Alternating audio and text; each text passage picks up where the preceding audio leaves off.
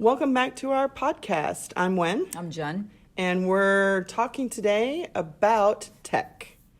So if the idea of tools that teachers can use in the tech realm to keep themselves organized and to find interesting content and all the things that we use tech for, then listen on because this is the podcast for you.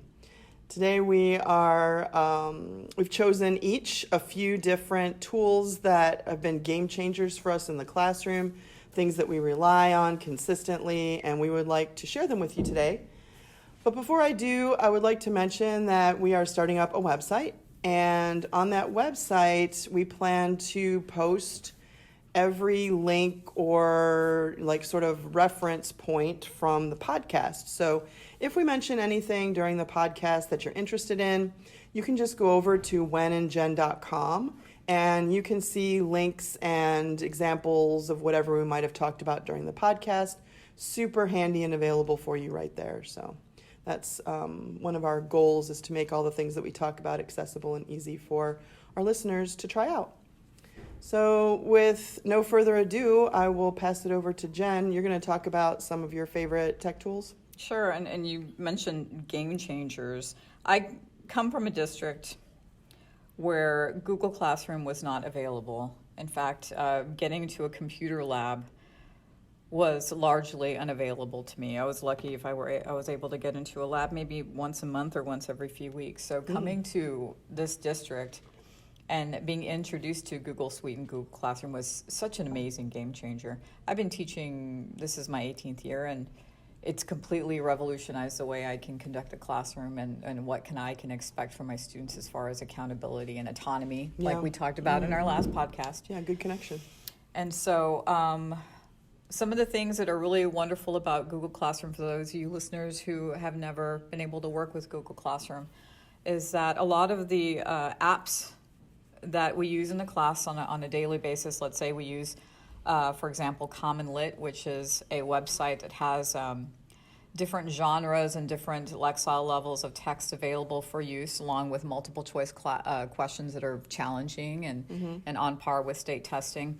You're able to link those sites to Google Classroom, so students log into Google Classroom, they log into their account, and they're able to see the assignments that are listed. They click on the assignment and it takes you to the website where they have already created an account. If they're absent, if they're not on campus, they can see what they missed that day. They can complete it online. If they have questions, they can email you through Google Classroom. And so I really do hope that eventually most schools, I think that's the goal, right? Is most schools are going to be online. I think most schools are working in that direction. So aside from Comm Lit and being able to connect to Google Classroom, I also use Kahoot. I know, listeners, you're probably thinking, we all use Kahoot, but one of the things that I really love about Kahoot is, again, that autonomy. There's one thing to host a Kahoot and to review in class, but what I've recently... the game that you play on the screen and exactly everybody's in class and everyone's online. Yeah, you have to be like a game show host during that one. Yeah, it is fun. You get to read them out loud and the kids get excited, but creating a challenge is something that I've just recently discovered. So this challenge that you create, you can list it as material in Google Classroom, and students can use this outside of class to study for exams. And I've really seen an improvement, especially with things like vocabulary tests, which is applicable to any content area.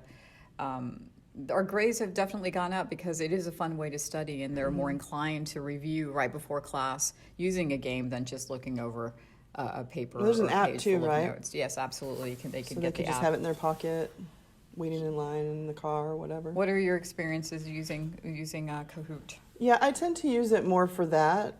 I think that with the vocabulary, so that they can shuffle through their word set that they have and practice it. So I think it's been very effective. Of course, they prefer playing the big game where everybody is playing together, and we do that every once in a while. But I think that the fact that Kahoot's branching out is pretty cool. What else have you got on your list? Let's see. I'm looking at readtheory.org. I know in our last podcast we talked about student autonomy, and I think that readtheory.org has such potential. So what the site is... I don't know what that one is. It is an online application where students create an account, or the teacher can create an account, and the students log in. And the first thing they're going to do is they're going to go through a few reading passages as part of like a diagnostic. And after the first few passages, students are given their Lexile level. Now, this usually comes as a big surprise to the students who think that they're, reading on grade level or above grade level. And what they discover is, I've had, truth be told, I've had students that are seniors and they find out that they're in AP classes and they're reading at a 6th grade level or below. Wow. But the great thing about this is the capacity for that autonomy that we want for our students. These students can log in on their own. And if they are really, truly interested in improving their own grade levels, they can log in as often as they want to. The program is designed to allow students to continue to read reading passages that are on or above grade level. And the more they practice, the higher the grade level. Oh, so it's sort of like nudging them upward in their reading level. They'll be becoming increasingly more complex and challenging. And the next thing you know, they're coming in, and I've had this happen before, few and far between, but where students are using this on their own and are glad of the fact that maybe we did the beginning of the year check in with readtheory.org, and maybe middle of the year they come in and they've increased 2 or 3 grade levevels on their own. Oh, wow. And that is something that they can do on their own. Of course we're reading in class and we're studying vocabulary and we're doing what we can. But that goes to empowerment. Yes, that is definitely a bit of empowerment. Everything's in your hands. What kind of material do they read? The genres differ. They're expository, they're informational text. But they're interesting, they're of interest to students, and that's one of the things that I really appreciate about the program is that they are interesting. There's passages about sports, about science, about history, about current events, about popular culture, and so there's a bit of interest for everybody there. I'm trying to think of what else I might mention. There are lots of little things that I use here and there. One of the things that I really appreciate are online videos that sort of enhance what we're studying in class. I've used crash course videos, I'm sure. Oh, yeah, those are great. He just talks a little bit fast. He does, but I think they appreciate the pace. It's lively, it's exciting, he's funny, he's charming. There's cute little cutaways and funny little inserts. And that self-deprecating humor that he occasionally has. But I like the way he can just really summarize something clearly, succinctly, and it just enhances what we're already studying in class, be it something like maybe the historical context of a text, or I remember one of the more interesting stories that he has was when we were studying an informational text about Rasputin, the way he was able to summarize the entire Bolshevik Revolution and the Tsar's family and the whole Anastasia story back there.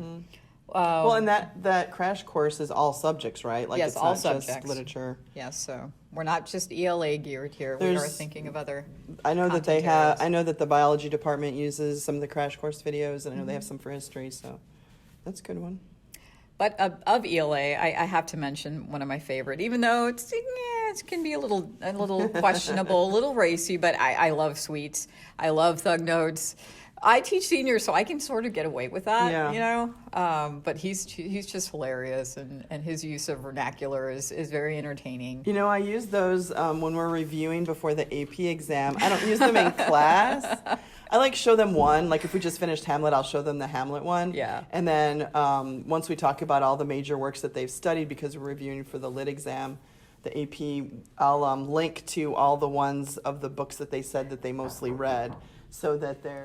So that's sort of enough of the low tech on my part. I think it's time to have a conversation about more high-techy applications and programs, and that's all in your domain. So. Well, I wouldn't say that all my ideas are in the high-tech realm. I just think that maybe I've been using tech for a while. I'm fortunate that my district has really invested in technology. Indeed. And I think that we probably have listeners that span the range in between, what their availability is for their tech and that sort of thing. But I do have a couple things that I've selected that I think are sort of crucial for me as a teacher now that I really rely on.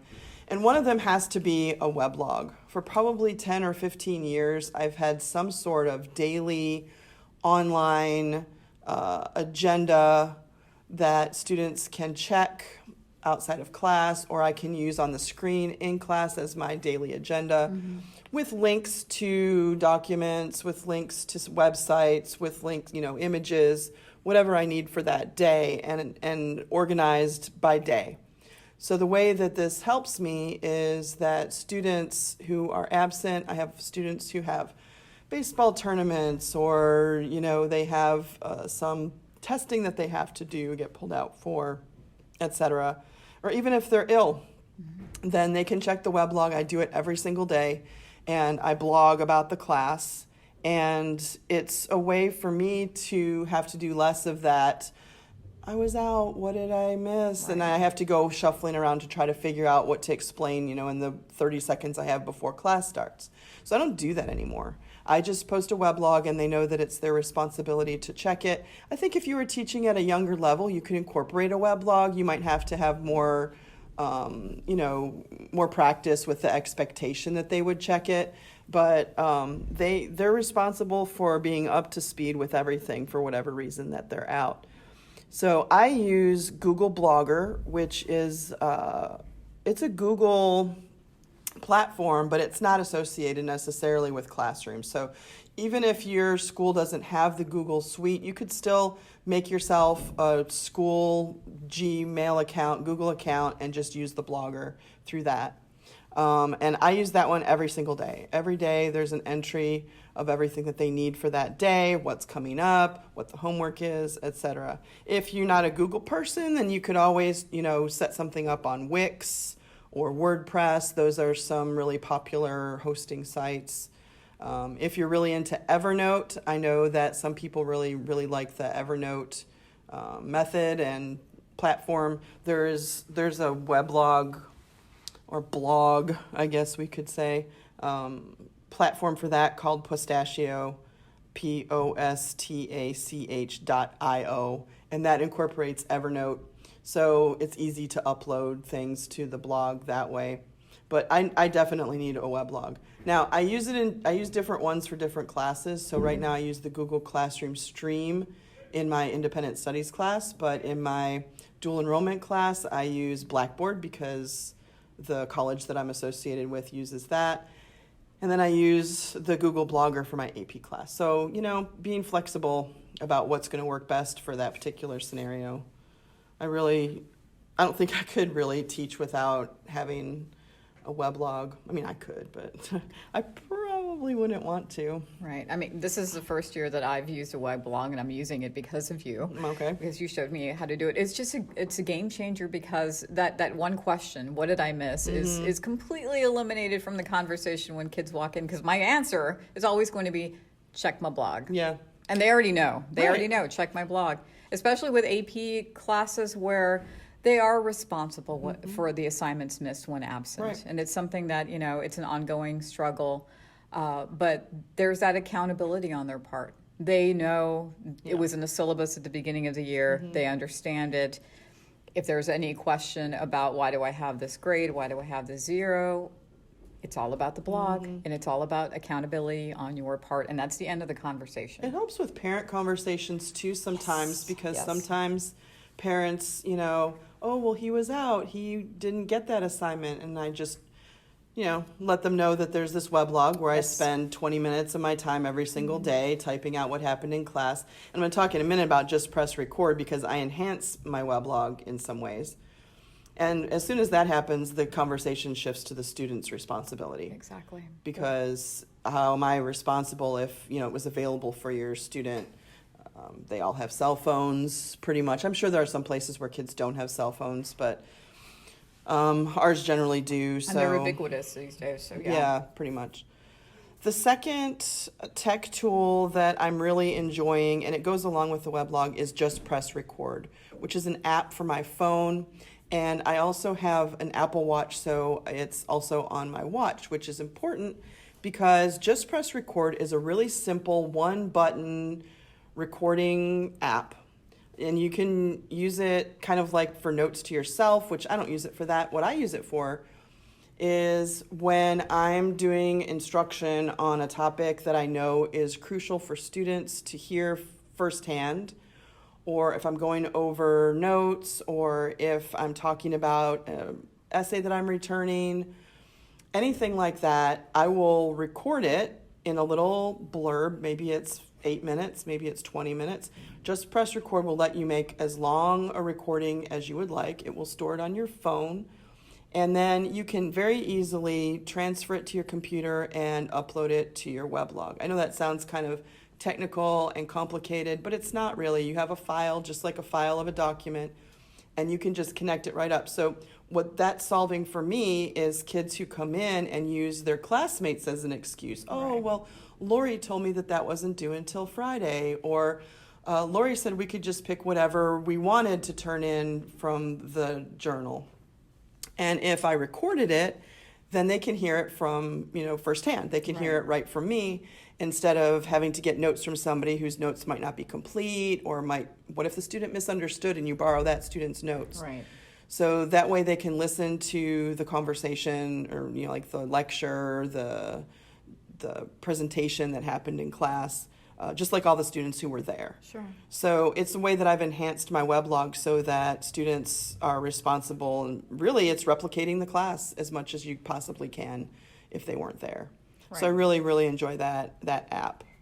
I can send it to my watch, and I can just record, so it's not like I have to keep my phone by me if It's I'm not walking intrusive, around. Yeah, sure. so like I don't record anything special. I just literally record the moments when I'm talking to my class and I'm going through instruction and something that might be helpful for them. That's really user-friendly. Yeah, it is really user friendly. We use it for the Sure. blog. I mean, for the podcast. So I use that app quite frequently. Another one that I want to talk about is Padlet. Padlet is like a customizable space online that you can create tiles, and those tiles can have text. You can import video, links, you can put in images, and then you can invite people to collaborate with you in that space. So you can customize the background, and you can make the little tiles as large or small as you would like. And I've used this for assignments with students as well as for my own organization. So you can post images that need to be captioned. So we're reading Hamlet Act 3. Here are a bunch of images from the play. I need you to caption them. Or maybe students are going to post a question, and other students are going to respond to that question. I might say you have to respond to 2 or 3 students' questions. And so they have like a sort of online Forum. discussion. Sure. Yeah, like a discussion forum. You can do that. They can create timelines, so they can work autonomously on that. It allows real-time collaboration.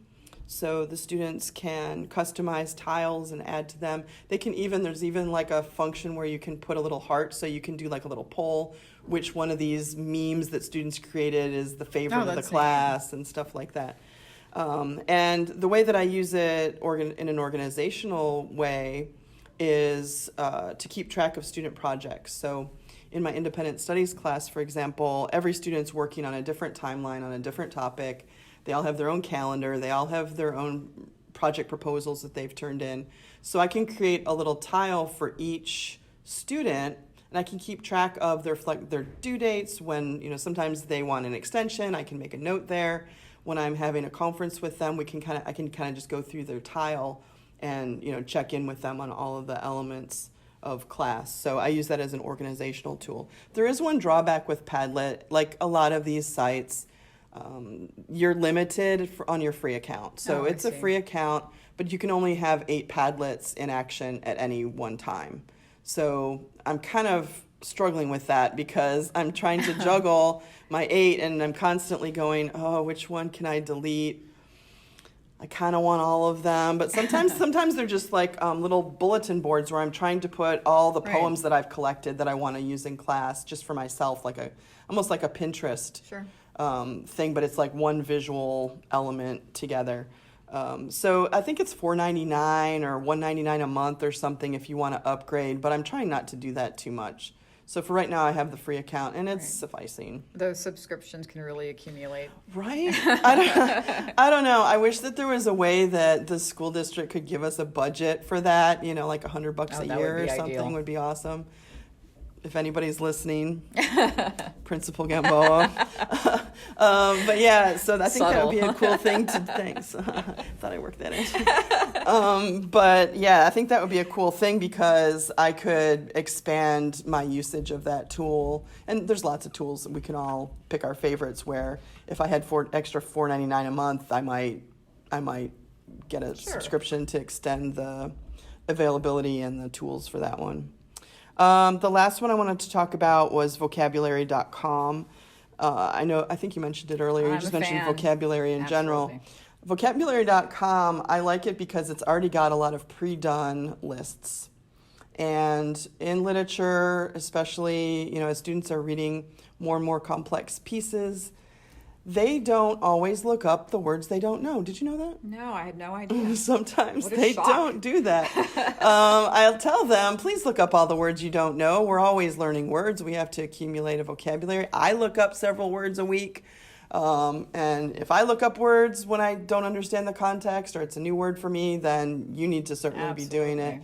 But I don't think that's enough for them because they'll come in and I'll ask them, what does this word mean? It's a crucial word in this metaphor, and they'll just stare at me sometimes like I'm crazy. But in any case, vocabulary.com has helped me a lot there because there are already a lot of pre-done lists. You don't even have to really do any work except find the right list. If you're reading a short story, if you are studying a certain element of history, there are math terms.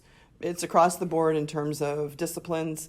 And you can just find the list and then you can assign it to your class. They'll give you a code. Your students can join. It's all free. So, or you can create your own lists. So if you have something that's real specific that, you're not going to find a pre-done list for, a chapter in this book or a certain concept, then you can just make your own list. Or you could assign students to make lists. And they can create the list themselves and then they have like a study tool. So I find it really versatile. I find it helpful as we're reading our material in class to use vocabulary.com. And I think that a lot of people could find that beneficial too. Absolutely. I know I have. So I feel like that's a pretty good list. We can probably do updates on this and add. We all use so many tools. I really sat down and I thought, okay, well, what are my essentials? What are my really Our core go-tos. Yeah, my core tech things that I really rely on. And so that's where I started today. But, it's so ubiquitous that we have so many tools for so many things. We might do a future podcast where we expand on these or, come up with our additional 5 or We're something always like learning, that. yeah. Yeah. Oh, well, you go to a conference and somebody mentions something that you've never heard of and all of a sudden it's your new favorite. So I think we'll also probably do an upcoming podcast on tools that we should teach the students to use. I think that's coming up pretty soon also. To foster that autonomy. Right. You don't always have to do your projects in a PowerPoint. There are other ways to represent your learning. PowerPoint's fine. Don't come after me about PowerPoint.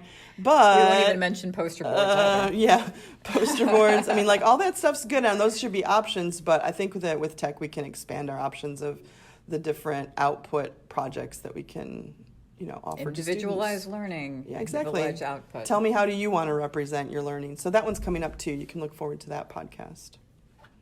So I guess we're at the part where we talk about our gold stars for the week. Gold star. I know who my gold star is right Okay. there. Go ahead. Our librarian on our campus. Oh, yeah, that's a good one. Her name is Renee Dyer, and she is so amazing. When we were getting ready for this podcast today, it was so funny. I'm opening up my email, and there she is forwarding a list of user-friendly tools for the ELA department. And I'm kind of looking at this list saying, check. Oh, that's new. I haven't seen that one yet. So I already have a list of mental notes of things I want to go and check out. One of them I even registered for, but yeah, she's amazing. We're so fortunate to have her. Our library looks amazing. The book selection, the kids are so lucky. She's always doing something cool and inventive to catch the students' attention for reading. Book clubs. And the staff's attention, Not so long ago, she started a project where she asked each employee on campus to email her the name of their favorite book. So I'm just waiting to see how that rolls out. I'm pretty excited about it. I think it was a Valentine's Day thing that she did in the library. Okay. Yeah. But yeah, I agree with you. I don't know where we would be without her on this campus. So thank you. Yes, thank you so much. She has really enriched my teaching and my ability to keep looking for tools that could help me innovate in the classroom, and I'm always learning from her. So I think that's a really good choice. Thanks. Ding. Good job. Good job, Renee. My gold star this week goes to you, Jennifer. Aww. I don't know what I would do without you as the person kind of right down the hall that I can just stop in and say good morning. I'm always bouncing ideas off of you. I'm always coming to you with my trials and tribulations, that one student that I'm like, oh, am I handling this right? And just that moral support, I think we totally need that as teachers, and we need that person on staff that's our go-to friend in arms that we can count on. And I really appreciate that you do that for me. And even texting on the weekends, we're always like on Friday, have a good weekend, text me. So I mean, like that kind of relationship is new for me. And I was always kind of like more of an autonomous teacher doing my own thing. And now that we're sharing the AP, we've collaborated more. And I just want you to know how much that means to me. And so you're my gold star for this week. Oh, thank you. I feel exactly the same way. I've always been a very introverted, sort of autonomous person. And one of the things that I was hoping to find when I moved here was something that I've wanted for a long time, and that is that same relationship that I have with you. So I feel so lucky. I don't know if I would be as happy on this campus if it weren't for you, honestly. Yeah, like, I feel I don't the same know. way. Those relationships, professional and personal, are so important. They can make or break a place. I agree. And I feel like I have it made here because of you too. So thank you. That's nice. Well, I guess we'll wrap it up for today in this Mutual Appreciation Society meeting that we have going on here. But maybe we'll talk about that in a podcast too, about how our colleagues can support us and how we can foster that and all of that. But that's a good topic too. Every time we talk about on our podcast, we come up with ideas for 5 more podcasts. So I guess that's how you know that you're rolling. So Absolutely. we thank you for joining us, and we hope to see you on our next podcast. See ya.